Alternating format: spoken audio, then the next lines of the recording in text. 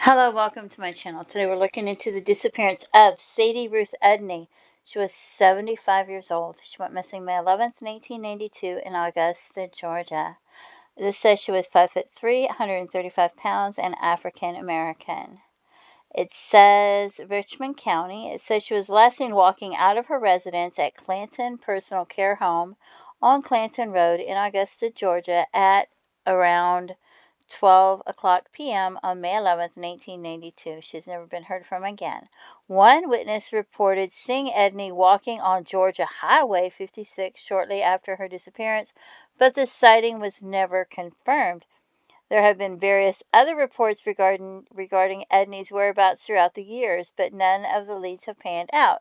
Edney's family believes that a driver stopped and picked her up the day of her disappearance. Foul play is not suspected in her case. Investigators believe that she may have died as a result of exposure to the elements. Edney's daughters stated that her mother did not want to return to the home after a visit elsewhere on the day of her disappearance. Her daughter promised to return after work day ended, but Edney had already vanished by that time.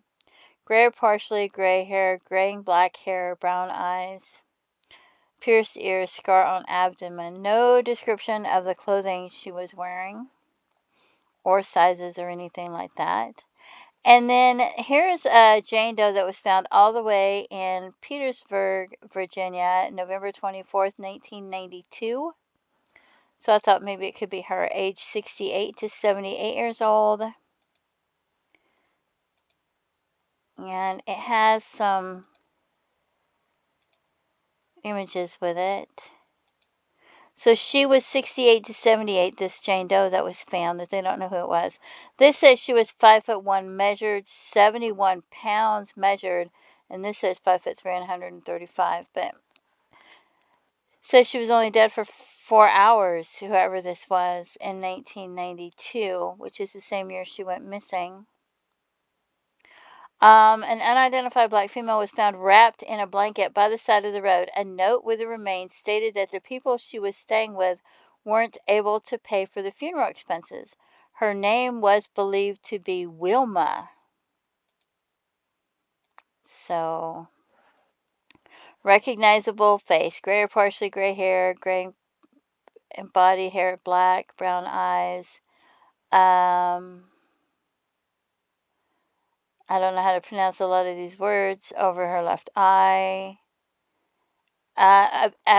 Healed abdomen incision. Didn't it say she had a scar over her abdomen? Scar on abdomen. But I guess a lot of people could have a scar on their abdomen. 10.5 healed midline abdomen incision. There's some other scars as well. Pink slip, peach socks, white sheet with flowers and butterflies, a blue sheet with flowers, and a light brown blanket. Clothing given to funeral home. But, you'd think you'd give a description of it still, right?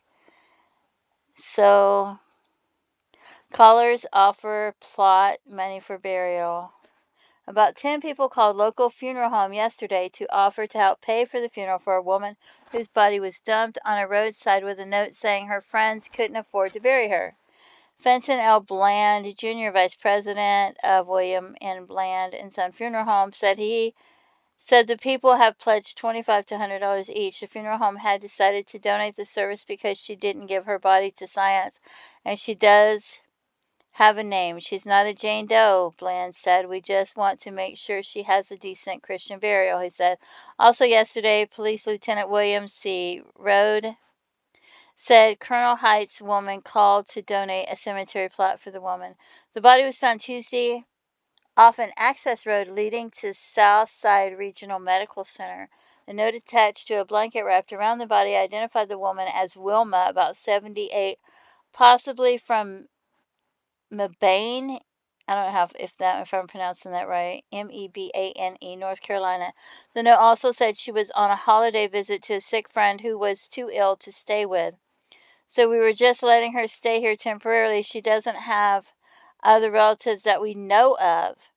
The note said the woman's stepson named Otis had left the woman here and had gone to New Jersey. A medical examiner from Richmond determined she had died of natural causes, Bland said. It is a misdemeanor to dump a body on private property without the owner's permission or on public property, but police said they were more concerned with identifying the woman than finding who dumped her. And this is the same information. Just closer zoom in. And there's her picture.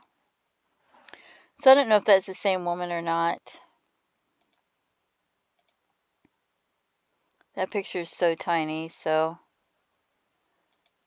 this is what she looks like, and this is the lady that was found. I thought her facial shape was similar. So I thought, wow, maybe it could be her. And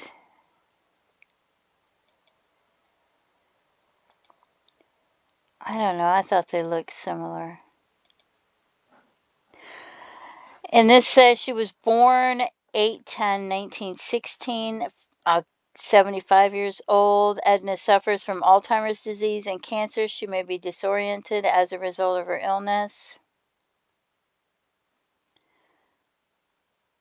Edna was last seen walking out of her residence at Clanton Personal Care Home, Clanton Road at Augusta, Georgia, around 12 p.m. May 11th, 1992. Never heard from again.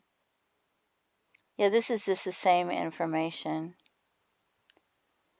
So, if you have any information about what might have happened to her or who this Jane Doe might be, please contact authorities and let them know. Don't forget to pray for her family and her loved ones. Feel free to leave comments. And have a blessed day. Bye-bye.